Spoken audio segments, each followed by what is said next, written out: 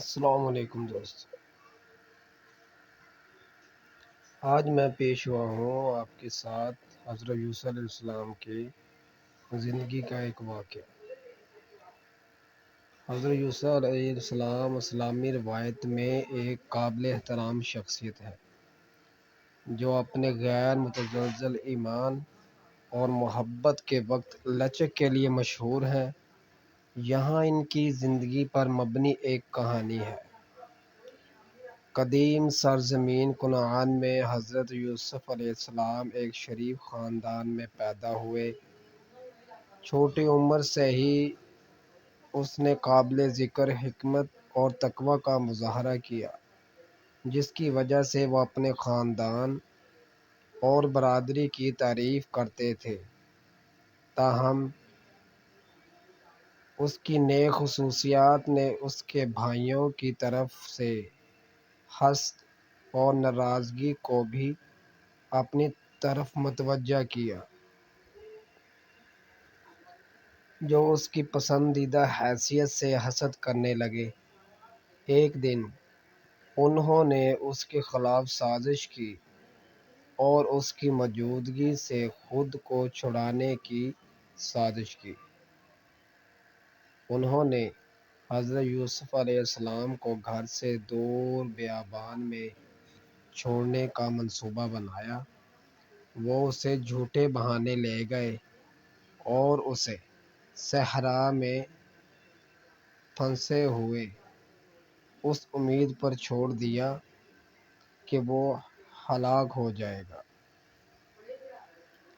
لیکن حضرت یوسف علیہ السلام اپنے عقیدے پر ثابت قدم رہے۔ اپنے خوفناک حالات کے باوجود خدائی منصوبہ پر بھروسہ کیا۔ اکیلے بیابان میں اس نے دعا اور عکاسی میں سکون پایا۔ اپنے خالق کی رحمت سے کبھی امید نہیں ہاری۔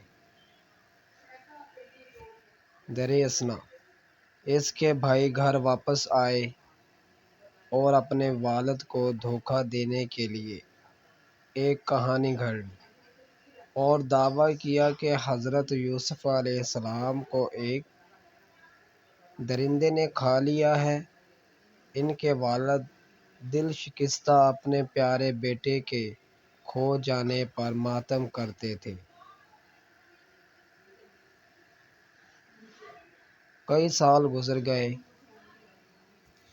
اور حضرت یوسف علیہ السلام نے بے شمار آزمائشوں اور فتنوں کو برداشت کیا، جن میں غلامی میں بیچا جانا اور ناحق قید کرنا بھی شامل ہے۔ پھر بھی ان سب کے ذریعے وہ وفادار اور صبر سے کام کرتا رہا، خدا پر اپنے بھروسے میں کبھی ڈگمگاتا نہیں۔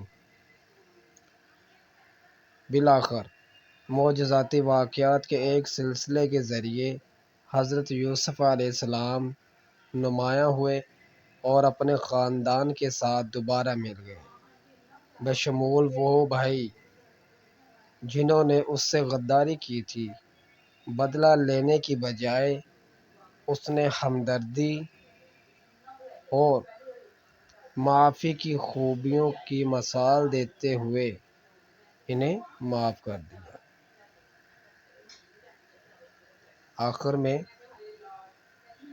حضرت یوسف علیہ السلام لچک، درگزر اور غیر متزلزل ایمان کی علامت کے طور پر ابھرے، جو کہ مومنین کے لیے مصیبت کے وقت ان کی تقلید کی ایک لازوال مثال ہے۔ تو دوستو، یہ تھا حضرت یوسف علیہ السلام کی زندگی کا ایک واقعہ، جس میں ان کے بھائی نے ان کے ساتھ حسد کی اور اکیلا بیابان جنگلوں میں چھوڑ دیا۔ شکریہ، اللہ حافظ۔